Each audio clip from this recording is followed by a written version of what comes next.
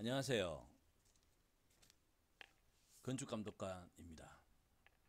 저번에 광급공사와 개인공사의 발주 시스템에 대해서 이야기를 했고, 이번 시간에는 분양시행사가 오피스 분양 또는 아파트 분양을 할 때 일어나는 건축 시스템에 대해서 한번 영상을 찍어 보려고 합니다.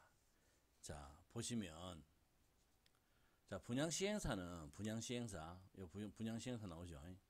이 분양시행사에서 분양을 하는 시스템을 보시면, 왜 우리가 오피스 분양을 받고 아파트 분양을 받을 때 조심을 하고 더욱더 꼼꼼히 챙겨봐야 되는지를 알 수가 있습니다. 자, 이 분양시행사에서 발주하는 공사의 커리큘럼을 보시면 뭐 일반적인 거와 거의 비슷합니다. 자, 이 분양시행사에서 이 발주처입니다. 설계사무소에서 설계를 의뢰하죠. 설계를. 자, 그러면 설계사무소에서 설계를 의뢰할 때 분양시행사가 제일로 이 목표로 두는 게 뭔지 아십니까? 이 분양시행사라는 것은 이 공공의 이익과 이 공공의 생활 안전에 대해서는 신경을 쓰지 않습니다. 분양시행사가 제일로 크게 생각하고 있는 것이 뭐냐 하면 이익의 극대화입니다.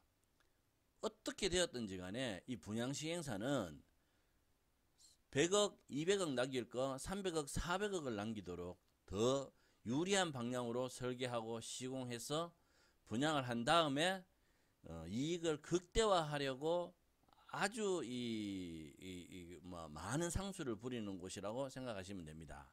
자, 분양시행사가 설계사무소에서 설계를 의뢰할 때 과연 좋은 설계사무실에서 좋은 설계를 받으려고 노력을 할까요? 아니죠. 아니겠죠. 이 설계사무소에서 설계를 의뢰할 때는 일단은 저가가 돼야 됩니다. 분양시행사가 생각하고 있는 여러 군데의 설계사무소 중에서 설계비가 제일로 싸야 됩니다. 자, 그러면 이 설계사무소 같은 경우에는 보통 이 시행사는 한 곳만 시행을 하는 것이 아니고 이 시행이 끝나면 다른 시행도 하고 또 다른 시행도 하기 때문에 이 설계사무소가 분양시행사에 종속이 되는 경우가 많습니다. 그래서 설계사무소는 분양시행사에서 요구하는 것대로 설계를 해 주어야 돼요. 그 가운데 여러 가지 어떤 설계적인 어떤 뭐 시스템의 문제라든지 뭐 여러 가지 어떤 좋은 방향성을 분양시행사한테 의견을 제시해 봐야 분양시행사가 듣지도 않습니다. 이런 구조예요. 자, 이러한 구조에서 설계사무소에 설계를 의뢰를 받았죠. 설계를 받았습니다. 그죠? 자, 그러면 이 시행사가 시공사를 선정을 하죠. 자, 이 시공사를 선정을 할 때 이 시공사를 어떻게 선정하겠습니까? 여기도 똑같은 이론이 들어갑니다. 평당 시공비가 제일로 낮은 시공사를 선정하게 되어 있습니다. 왜냐? 제가 방금 전에도 말씀드렸다시피 이 시행사는 분양을 목적으로 한 이 시행사는 이익의 극대화, 돈이 제일 많이 남아야 됩니다. 그래서 시공비도 이 건축주가 시공을 발주해서 저가로 발주하는 것 이상으로 저가로 발주를 합니다. 자, 그래서 이 시공사가 선정이 됐죠. 자, 그러면 우리가 광급공사나 개인공사 같은 경우에는 감독관을 통해서 또는 조금 미미하지만 개인공사 같은 경우에는 감리를 통해서 시공사를 제어도 할 수 있어요. 그런데 이 분양시행사에서 발주하는 공사는 설계사무소에서 파견되거나 감리업체가 주체인 이 감리들이 시공사를 타치를 할 수가 없어요. 할 수 없다는 것이 굉장히 좀 너무 극단적으로 이야기하는 것 같지만 안 됩니다. 감리가 시공회사를 상대로 해서 이것저것을 터치하게 되면 그것이 전부 다 경비 추가로 들어가기 때문에 분양시행사에서 이 감리를 가만 놔두지 않습니다. 바로 감리에게 뭐 압박을 가하죠. 자, 그렇기 때문에 이 감리가 시공사를 상대로 해서 감리를 펼칠 수가 없어요. 뭐 일례를 들어서 최근에 지금 광주에서 재개발 뭐 엄청난 대기업에서 이루어지는 재개발 현장에서 철거 중에 상가 건물이 무너져서 많은 인명 피해를 보는 안타까운 소식을 저희들이 접했죠. 이거 6년 전에도 그 서울에 제가 알고 있는 서울의 가로수길에서도 이 건물 붕괴 철거를 하면서 붕괴가 되어서 안타까운 죽음이 있었어요. 이거 매년마다 나는 사건들입니다. 왜 이렇게 했습니까? 만약에 감리가 있다면 감리 당연히 시정대가 있죠. 감리가 당연히 시정대가 있죠. 그러면 감리가 있다면 뭐 똑똑한 감리라면 철거를 할 때 한눈에 봐도 알 수 있습니다. 포크레인이 들어가 가지고 이런 저런 부분들을 철거를 할 때 이 부분은 바로 앞에 버스 정류장이 있고 그리고 굉장히 위험한 시설 혹시나 이 건물이 도로 쪽으로 넘어갔을 때의 위험 상황을 고지를 한다면 거기에 대한 안전 조치를 하지 않고서는 시공을 할 수 없도록 합니다. 제가 그렇게 합니다. 제가 감독을 나가면 철거 현장부터 철거물부터 저는 이렇게 감독을 시작을 하거든요. 왜냐? 철거를 해야 시공을 할 수 있고 시공을 해야 건물이 완공되죠. 보통 시공사에서는 이 철거를 굉장히 간단한 걸로 생각합니다. 여기에 돈을 들이면 안 된다고 생각합니다. 왜? 건물을 짓는 데 있어서 건물의 완성하고는 관계가 없다고 생각하는데 천만의 만만의 말씀입니다. 시공을 하는 첫 단계가 뭔지 아시죠? 철거입니다. 철거를 정말로 신경을 써서 철거를 하지 않으면 이 현장이 광주 현장에서 보듯이 시작부터 브레이크가 걸립니다. 자, 그러면 감리가 똑바로 이 시스템에서 감리가 작동을 했다면 그렇게 안 하겠죠. 그렇게 위험한 공사를 하고 있는데 감리가 공사를 진행을 시켰겠어요? 안 시켰겠죠. 제가 감독하고 있는 현장에서는 이거 상상도 못합니다. 있을 수 없는 이야기입니다. 모든 조치를 다 해서 하게끔 합니다. 자, 그런데 이렇게 안 되는 이유를 아시겠죠? 작동을 안 하기 때문에 그렇습니다. 이 분양 시행사에서 공사하는 모든 공사들이 다 그렇다고 보시면 됩니다. 이 설계사무소의 역할의 작동, 시공사의 역할의 작동, 감리의 역할의 작동, 이 모든 건축적인 상황에서의 작동 시스템이 가동을 하지 않는 거예요. 그렇기 때문에 우리가 보통 오피스 건물이나 아파트 분양을 받을 때는 정말로 뉴스에 많이 나오죠. 뭐 오피스 분양 사기라든지 아파트 분양 사기라든지 또는 아파트를 받고 난 다음에 아파트를 분양받고 준공이 나서 입주를 해보니 뭐 엄청난 건물의 하자라든지 방수의 문제라든지 오피스 분양도 똑같습니다. 왜? 이 사람들은 분양의 목적이고 이익을 극대화하기 때문에 시공의 완성도가 높으면 높을수록 코스트가 올라가서 시공의 완성도를 보여주는 그 단계에서만 끝을 냅니다. 그렇기 때문에 분양을 받고 오피스를 가든 아파트를 가든 분양 후 살면서 입주하면서부터 문제가 발생하는 거예요. 건물의 하자가 그만큼 많이 생길 수밖에 없는 이유를 아시겠죠? 자, 그래서 정리하면 분양 시행사 아까 전에도 이야기했다시피 이 분양 시행사는 최대의 목표가 분양을 통한 이익의 극대화입니다. 극대화. 그래서 분양을 받는 주체인 우리 개인들이 아주 조심을 해야 돼요. 뭐 이거 아까 했죠. 시행사가 설계사무소의 시공을 어떠한 통제 수단 없이 겸하는 시스템이므로 요 아까 전에 제가 말씀을 드렸죠. 자, 그래서 제가 말씀드리고 싶은 거는 우리가 일반적으로 이런 저희들이 이 분양이라 하는데 참 많이 노출되어 있습니다. 분양 사무소도 그렇고 아파트도 마찬가지입니다. 일단은 분양사무소부터 제가 먼저 말씀을 드릴게요. 자, 오피스를 분양한다. 가급적 받지 마세요.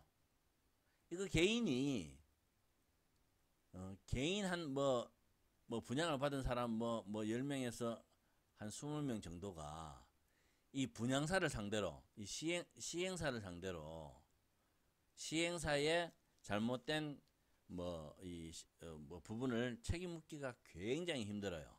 굉장히 힘듭니다.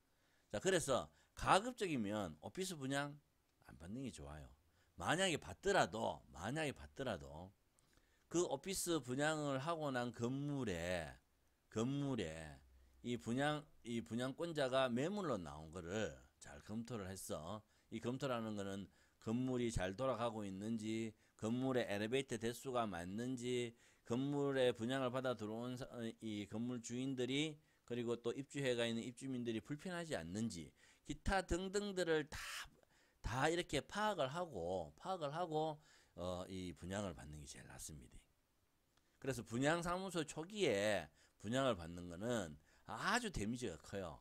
뭐 초기에 분양을 받아서 뭐 어떤 뭐 금액적으로는 굉장히 덕을 보는 경우도 있겠죠. 왜냐하면 만약에 평당 2천만 원에 분양을 받았는데 그 오피스가 건물이 뭐 만약에 뭐 장사도 잘 되고 이렇게 해가지고 뭐 이 평당 뭐 3천만 원씩 뭐 안 그러면 2,500씩 이렇게 뛸 수도 있겠죠. 그죠?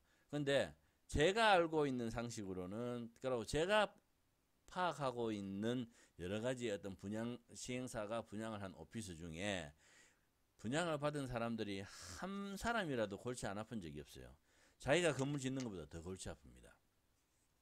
무슨 말인지 알겠어요? 그래서 제가 제안하는 것은 그렇습니다. 가급적 분양을 받지 않는다. 가급적 분양을 받지 않아야 됩니다. 아까 이야기했다시피 분양을 받고 난 1년, 2년 지내본 그 건물에 웃돈을 조금 더 들이더라도 이 건물의 상태를 다 보고 집중적으로 다 보고 이 계약을 하시는 것이 훨씬 유리하다. 근데 만약에 오피스를 분양을 끝까지 좀 받아야겠다. 내 이거 그 건물 너무 뭐 어찌됐든지 간에 뭐 내가 좀 받아야겠다라고 한다면 제가 알려주는 거 좀 잘 한번 꼼꼼히 한번 보세요. 첫 번째, 계약서입니다. 계약서. 이 분양계약서 정말 공부하듯이 처음부터 한 줄부터 시작해가지고 끝까지 다 읽으셔야 됩니다. 꼼꼼히 다 읽으셔야 돼요. 그래서 조금이라도 이해가 안 되는 부분들은 이 계약 주체인 시행사로 하여금 이해를 하게끔 해두려고 하세요.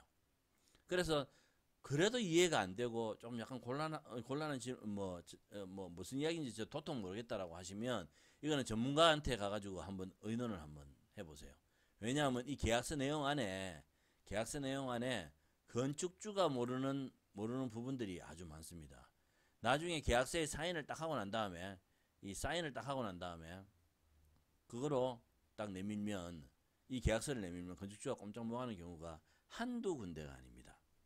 그래서 이 계약서의 내용을 꼼꼼히 살펴본다. 그런 다음 그 내용에 잘 이해되지 않는 부분들은 이 시행사로 하여금 설명을 하게 한다. 근데 그 설명도 잘 자기가 이해가 되지 않으면 그 내용을 가지고 전문가한테 물어보셔야 됩니다. 이것이 첫 번째입니다. 그리고 두 번째. 계약서를 완성하죠. 계약서에 사인을 찍었죠. 계약서에 사인을 찍고 난 이후에 분양 이 시행사에서, 안 그러면 분양사에서 쪽지 한 장을 보통 서류 한 장을 주면서 또 다른 어떤 계약의 내용으로 사인을 하게 하는 경우가 많습니다. 절대 하시면 안 됩니다. 자, 내가 계약서를 꼼꼼히 읽고 난 다음에 자, 사인을 해서 분양 계약서를 작성했어요.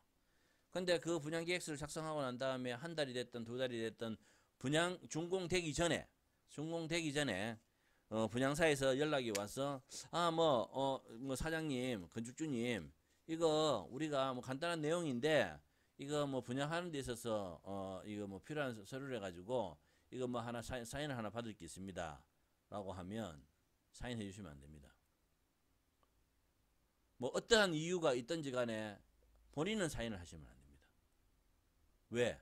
이 내용은 건축주들이 모르는 계약을 하기 전에 계약을 하기 전에는 몰랐던 사항이었는데 계약서에 도장을 찍고 나고 보니까 자기들이 이익의 극대화를 위해서 몇 가지 놓치는 게 있다라고 하면 이 형식을 빌려서 또 사인을 요구합니다.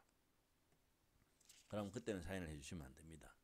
사인을 해준과 동시에 그 내용의 사인으로 하여금 엄청난 피해를 보는 사례가 비일비재합니다. 정말로 비일비재합니다. 자, 그래서 자 이야기했죠. 계약서 꼼꼼히 본다. 그 다음에 계약이 완료된 이후에 또 다른 뭐 한 장의 종이라고 들고 들어와서 거기다 사인을 해둘라 하면 그 사인에는 절대로 응하지 않는다. 그죠? 그 다음에 이 계약서 내용 중에 요 계약서 안에 이 문구를 꼭 포함해야 됩니다. 첫 번째, 허가도면과 준공도면. 허가도면과 준공도면을 준공이 완료한 시점에서 건축주에게 줄 수 있도록 요구를 해야 됩니다. 이거 계약서 내용 안에 안 들어가면 안 됩니다. 자, 물론 혹시나 준공 후에 문제가 생겨서 허가도면 또 준공도면 이거 관청에 가서 뜰 수 있어요. 관공서에 가서 허가도면을 뭐 이러이러한 형식으로 인해서 허가도면을 필요합니다. 그리고 준공도면 또 필요합니다라고 하면 관공서에서는 줄 수 있는데 굉장히 어렵습니다. 잘 주려고 하지 않아. 관공서에서는 개인한테 잘 발급하려고 하지 않습니다. 그래서 준공 후에는 허가도면과 준공도면을 저한테 주세요라고 계약서에 명기를 해야 됩니다. 왜냐? 아까 전에 제가 그랬습니까? 분양 시행사는 이익을 극대화하는 것이 최고의 자기들의 목적이기 때문에 허가도면 이렇게 철저하게 설계사무소를 통제하고 도면을 그렸지만 허가도면상에서 비용 발생이 갑자기 많이 되었다 라고 하면 준공 시점에서는 그거를 변경해 버립니다. 그래서 준공도면이 바뀔 수가 있습니다. 자, 이 법적으로 하나만 좀 또 짚고 넘어가야 될 일이 있습니다. 뭐냐면 우리가 허가도면을 냈죠. 그럼 이 허가도면하고 똑같이 준공도면이 나와야 되죠. 맞죠? 그렇게 생각하시죠. 근데 허가 낼 때의 도면과 준공도면은 여러 가지 상황에 의해서 변경될 수가 있습니다. 그러면 이 변경되는 사항들은 설계 변경을 거쳐서 준공 도면에 표시를 하는 경우도 있지만 우리가 경미한 변경 사항이라고 있습니다. 경미한 변경 사항으로서 관청에 관공서에 설계 변경을 하지 않아도 처리가 되는 종류의 경미한 변경 사항들이 있습니다. 이 중에서 재료 변경 또한 그렇습니다. 재료 변경 또한 이 경미한 변경 사항에 들어가는데 이 재료 변경도 그 경미한 변경 사항이라 하더라도 그 전에 허가가 난 그 재료와 바꿀 재료 간에 큰 어떤 금액 차이가 없으면 그냥 변경을 해도 설계 변경이라는 행위를 안 거쳐도 준공을 받을 수가 있는 이 허점이 있어요. 그래서 이 허점을 분양시행사에서는 정말로 잘 이용합니다. 또한 일례로 한두 달 전에 MBC 뉴스에서 보도가 되었죠.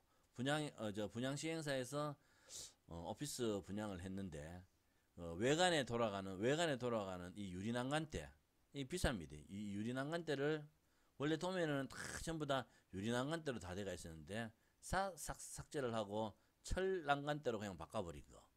그래서 이거를 이 분양을 받는 건축주가 이거를 이의를 제기하고 난 다음에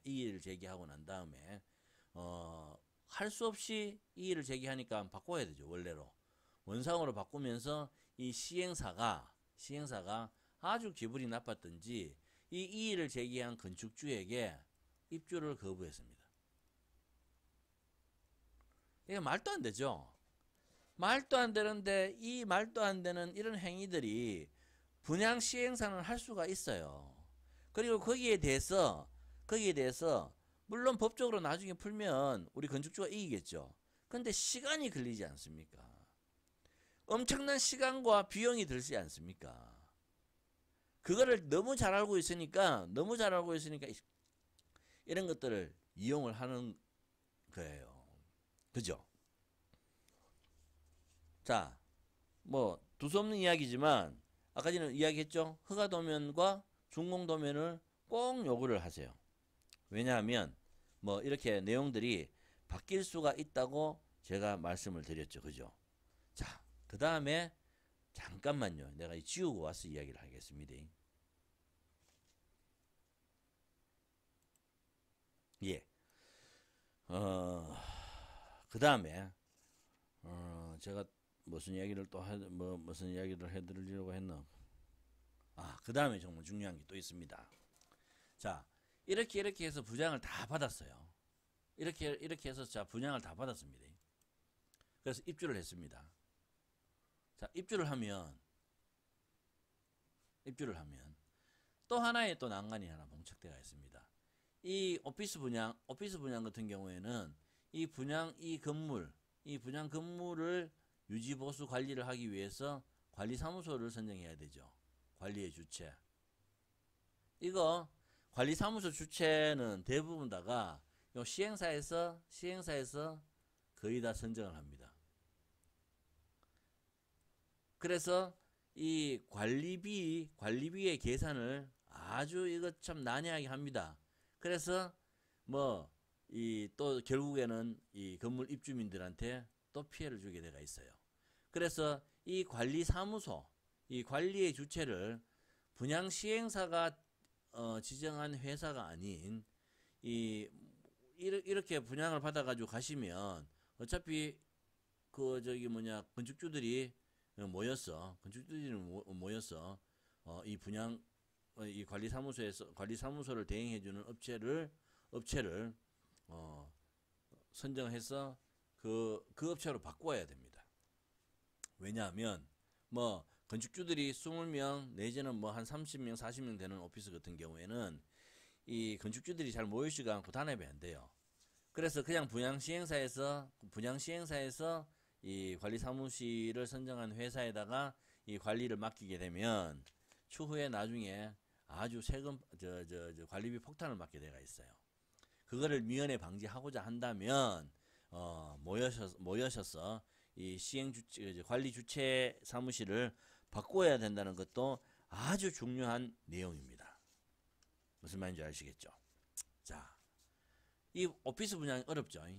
그래서 오피스 분양은 어렵지만 가급적이면 받지 말고, 만약에 받는다 하더라도 제가 알려드린 이러한 내용을 꼭 확인하시고 받으셔야 된다는 거예요. 그죠?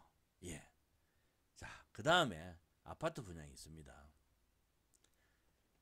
아파트는 어차피 제가 뭐 이야기 안 해도 뭐 우리 대한민국 사람들 아파트 가면 전부 다 환장하지 않습니까? 내가 이런 표현 좀 과격하지만 뭐 아파트를 가면 환장하죠. 뭐 아파트 못 들어가서 난리인데, 그죠? 그래서 뭐 아파트에 들어가서 뭐 입주를 받고 들어갔는데 아파트에 여러 가지 문제가 있어도 이야기도 못 해요. 왜냐하면 아파트 값 떨어질까 싶어서. 참 이러한 아파트에 관련된 분양에 관련된 것들은 정말로 이 상식을 벗어나는 범죄의 것들이 많습니다. 그러나 요즘 같은 경우에는 그래도 뭐 이렇게 대기업들이 대규모 자금을 가지고 자기 회사의 브랜드를 가지고 시공을 하기 때문에 좀 그러한 부분들은 조금 이렇게 발생할 수 있는 소지들이 좀 줄어들었다고 줄어들었다고 해요. 자, 근데 문제는 나홀로 아파트입니다. 나홀로 아파트. 나홀로 아파트가 뭔지 아시죠? 그냥 한 동이나 뭐 아파트가 뭐 이렇게 한 동이나 뭐 한 동짜리가 거의 우리가 뭐 보통 이 나홀로 아파트를 합니다. 내지는 뭐 두 동.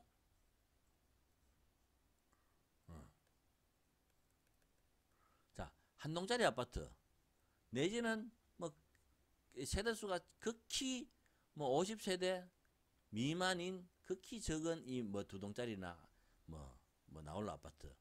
이 아파트는 분양 절대 받으시면 안 됩니다. 자, 이 아파트들은 이 아파트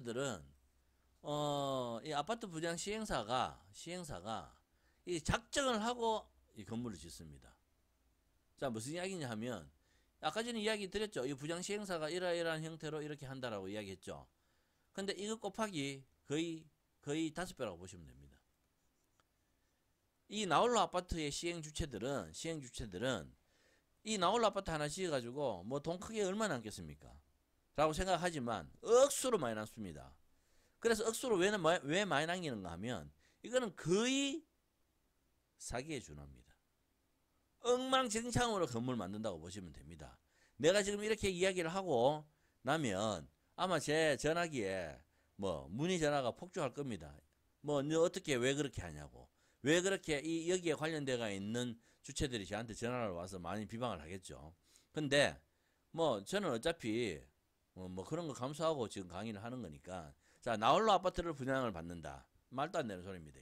분양받지 마세요. 이건 다른 말 할 것도 없어요. 계약서 볼 것도 없고 그거 뭐 여러 가지 내가 지금 이야기했던 거 알려드릴 필요도 없어요. 이건 분양받는 것이 아닙니다. 최근에도 나왔죠. 아, 나홀로 아파트를 한 동을 지어놓고 이거 분양 사기 했죠. 아파트 세대수는 뭐 한 24세대인가 이거밖에 안 되는데 이것 가지고 분양 사기를 어떻게 했는가 하면 100세대 이상으로 가짜 계약을 다 했죠. 이건 모릅니다. 만약에 101동 뭐 한 동밖에 없어요. 101동 뭐 302호. 자, A라 하는 분양 이제 가가지고 이렇게 이야기합니다. 이거 원래 3억 4천짜리인데 2억 8천에 지금 특별 분양가 세일이니까 2억 8천에 해줄게요. 5천만 원 살 때 지금 계약하세요. 합니다. 하지 마세요. 이거 하면 바보가 되는 거예요. 이 사람들이 왜 멀쩡한 아파트 시세가 3억 3천 원, 1만 원 하는데 이거 2억 5천 뭐 얼마씩 해가 5천만 원, 6천만 원, 7천만 원 깎아주겠어요. 이런 것들을 다 생각하고 사기치야겠다라고 생각을 하기 때문에 자기들은 1억을 해도 돈 버는 거잖아요. 도망가 버려요. 못 잡아요 이거. 이거 누가 잡을 수 있게? 만약에 잡았다 합시다. 뭐 피해 보상이 되겠어요? 아이고 억수로 광분하네. 하도 이런 피해 사건들을 건축 현장에서 너무 많이 봤기 때문에 광분을 합니다. 정말로 이 방송을 들으시는 분들 요약해 드리겠습니다. 오피스 분양 정말로 받지 말고 2년이나 뭐 1년이 지난 후에 그 자기가 분양을 받으려고 했던 그 오피스 건물이 과연 어떻게 돼가 있는지, 관리가 잘 되고 있는지, 관리비가 얼마 나오고 있는지, 그리고 하자는 별로 없는지, 그리고 주차장 시설은 지금 어떻게 돼가 있는지 그 등등을 파악하고 난 다음에 프리미엄 피가 좀 붙어도 분양받는 것이 훨씬 낫습니다. 그것이 처음에 들어가서 분양을 받아서 겪는 어떤 고통보다는 훨씬 돈이 조금 더 들어가더라도 훨씬 낫습니다. 그리고 만약에 내가 정말로 이 분양을 받아서 어떻게 해야겠다라고 하신다면 제가 이렇게 내용했는 계약서를 꼼꼼히 살펴보고 계약서 이후에 계약 내용의 어떤 변동 사항이나 계약 추가 사항에 대한 사인은 절대 해주지 마시고 기타 등등을 말씀드렸죠. 이거 잘 지키면서 분양사하고 계약을 하시면 되고, 그 다음에 말씀드리는 것이 나홀로 아파트 분양을 받으시면 안 됩니다. 아예 받지 마세요. 나홀로 아파트는 좋게 해서 분양을 받고 들어간다 하더라도 그 이후에 벌어지는 하자 보수에 대한 부분들은 이 입주민들이 해결할 수가 없는 엄청난 짐탱이가 될 수 있어요. 그래서 받지 않는 것이 좋습니다. 자, 오늘은 오피스 분양과 아파트 분양, 분양 시행사의 어떤 건축 시스템에 대해서 말씀을 드렸습니다. 자, 오늘은 여기까지. 그 다음에 방송할 내용은 제가 조금 더 선정을 하고 난 다음에 방송을 하도록 하겠습니다. 많은 시청 감사드립니다.